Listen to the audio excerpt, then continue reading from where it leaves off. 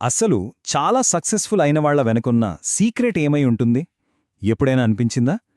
ఈరోజు మనం ఒక మామూలు ప్లాన్ కాదు, ఒక అసాధారణమైన ప్లాన్ని లోతుగా చూడబోతున్నాం. ఇది జస్ట్ ఒక టు డూ లిస్ట్ అనుకుంటే పొరపాటే. ఇది ఒక వ్యక్తి తన బెస్ట్ పర్ఫార్మెన్స్ ఇవ్వడానికి తయారు చేసుకున్న ఒక కంప్లీట్ బ్లూ ప్రింట్. సరే, దీన్నుంచి మనందరం ఏం నేర్చుకోవచ్చో చూద్దాం. ఒక్కసారి చూడండి దీనే.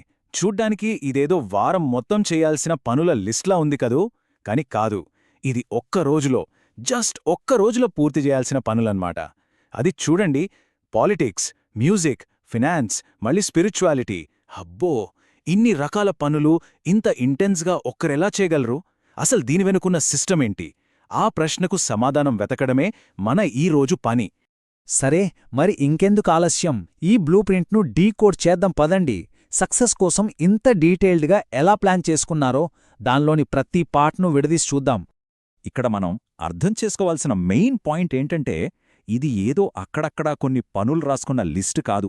ఇది ఒక ఇంటిగ్రేటెడ్ సిస్టమ్. అంటే స్టడీస్, స్పిరిచువాలిటీ, ప్రాక్టికల్ స్కిల్స్, ఇలా జీవితంలోనే అన్ని యాంగిల్స్ని కలిపి ఒకే ఒక్క పక్కా ప్లాన్గా మార్చారన్నమాట. సరే, ఇక ఈ ప్లాన్కి గుండెకాయలాంటి ఆ మాస్టర్ చెక్లిస్ట్ని చూద్దాం. ఇందులో మనం అనుకుంటున్నట్లు వెరూ పనులు మాత్రమే లేవు, అంతకు మించి చాలా ఉంది. ఏంటో చూద్దాం. చూడ్డానికంతా గందరగోళంగా ఉంది కదా, కాని దాన్ని సింపుల్గా 3 కేటగిరీలుగా వెడగొట్టచ్చు. 1 అకాడమిక్స్, అంటే హిస్టరీ, ఫైనాన్స్ లాంటివి. 2 స్పిరిచువల్ డిసిప్లిన్, బైబిల్ స్టడీ లాంటివి. 3 ప్రాక్టికల్ స్కిల్స్, అంటే 45 మినిట్స్ మ్యూజిక్ పెర్ఫార్మెన్స్. చూసారా, ఇలా విడదీస్తే అర్థమవుతోంది ఈ ప్లాన్ ఎంత కంప్లీట్గా ఉందో. ప్రతిదానికి ఒక పర్పస్ ఉంది. అయితే పనిచేసేస్తే సరిపోతుందా? ఓహో, అస్సలు సరిపోదు. ఈ సిస్టంలో సక్సెస్ని ప్లాట్ఫామ్ రెడీ అనే ఒక స్పెషల్ టర్మ్తో కొలుస్తారు. దాని అర్థమేంటంటే, పనిని జస్ట్ పూర్తి చేయడం కాదు, హయ్యెస్ట్ స్టాండర్డ్స్లో పూర్తి చేయాలి. 5కి 4 లేదా 5 స్కోర్ రావాలి. అంతకంటే తక్కువ వస్తే ఆ పని కంప్లీట్ అవ్వనట్టే లెక్క. చూశారా, సక్సెస్కి ఎంత స్ట్రిక్ట్ డెఫినిషన్ ఉందో? ఈ సిస్టమ్ వెనకున్న మెథడ్ ఏంటో ఇంకా బాగా అర్థం చేసుకోవాలంటే ఆ లిస్ట్లోనే ఒక ఐటమ్ని డీప్గా చూద్దాం. అదే మ్యూజిక్ స్కిల్. వావ్, ఇక్కడ చూడండి, ఇది జస్ట్ పాడాల్సిన పాటల లిస్ట్ కాదు. ఇది ఒక 45 మినిట్స్ మ్యూజిక్ పర్ఫార్మెన్స్కి సంబంధించిన నిమిషం స్క్రిప్ట్. ప్రతి మూమెంట్, ప్రతి ఎమోషన్ అన్నీ ముందే ప్లాన్ చేసి ఉన్నాయి. ఎంత డీటెయిల్డ్గా ఉందో గదా. ఈ ప్లాన్ కేవలం టెక్నికల్ స్కిల్స్ గురించి ఆలోచించట్లేదు. ఇదొక ఇమోషనల్ ఆర్క్ లేదా ఒక భావోద్వేగ ప్రయాణాన్ని క్రియేట్ చేస్తోంది. అంటే స్టార్టింగ్ నుంచి ఎండింగ్ వరకు ఆడియన్స్కి ఎలాంటి ఫీలింగ్ కలగాలి అని డిజైన్ చేస్తున్నారు. ప్రతి స్టేజ్కి ఒక క్లియర్ పర్పస్ ఉంది. ఇది పాటలు పాడటంలా లేదు, ఒక మంచి సినిమా చూస్తున్నట్లు, ఒక కథ వింటున్నట్లుంది. సరే, పర్ఫార్మెన్స్ బాగా జరిగిందని ఎలా తెలుస్తుంది? ఏదో బాగా అనిపించింది అని చెప్తే సరిపోదు. అందుకే ఇక్కడ సక్సెస్ని మెజర్ చేయడానికి 5 క్లియర్ క్రైటీరియా పెట్టారు. అంటే సక్సెస్ అనేది ఒక ఫీలింగ్ కాదు, అది మెజర్ చేయగలిగే ఒక రిజల్ట్. ఓకే, ఇప్పటిదాకా మనం ఒక స్పెసిఫిక్ ఎగ్జాంపుల్ చూశాం కదా. ఇప్పుడు మళ్ళీ వెనక్కి వచ్చి ఈ మొత్తం సిస్టమ్ని ఇంత ఎఫెక్టివ్గా మార్చే అసలైన ప్రిన్సిపల్స్ ఏంటో చూద్దాం.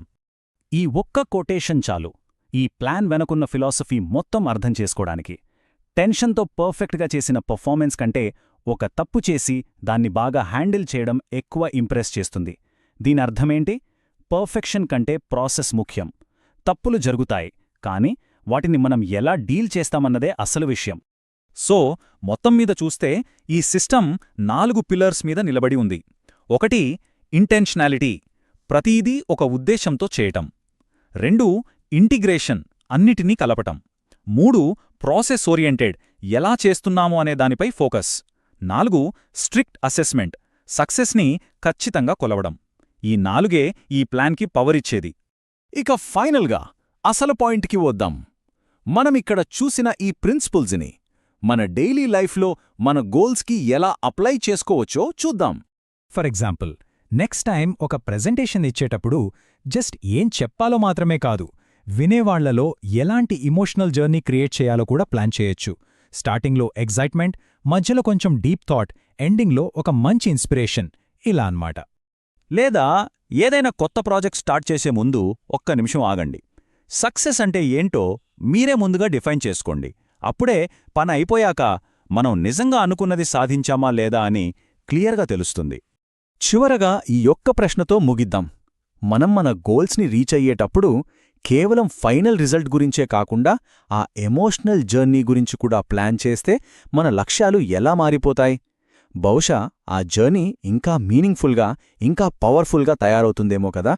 ఒక్కసారి ఆలోచించండి.